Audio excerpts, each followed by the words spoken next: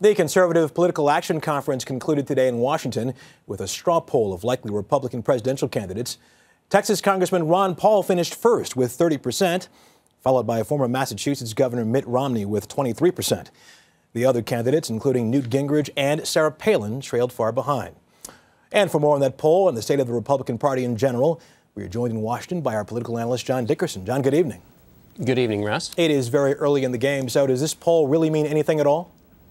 It doesn't mean anything. In fact, in the past, it's been sort of the kiss of death. Since Ronald Reagan in the early 80s, the winner of the straw poll, except for with George W. Bush, has then gone on to lose the GOP nomination. That's true with Ron Paul, who's won it before. He can organize a ballroom, but not an electorate.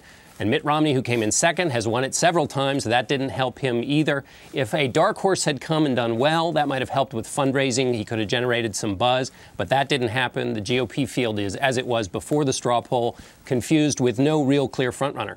Let's turn to Congress now. It has been a tough week for House Republicans. Of the 4 bills planned for votes this week, only 1 passed.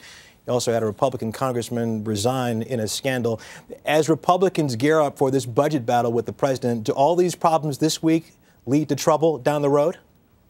What was most interesting this week was the little bit of the pushback from conservative freshmen on Republican leaders in the House. They said you've got to go for more spending cuts, and that's a big deal because we're about to have a huge budget fight between the president, who says he wants to shrink the budget, and Republicans who say the same thing. The argument will be how can they convince the public who cares about the economy and jobs, how all that cutting is going to help with economy and jobs.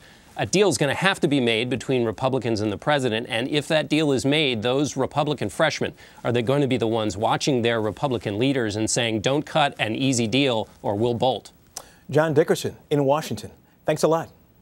Thanks, Rush.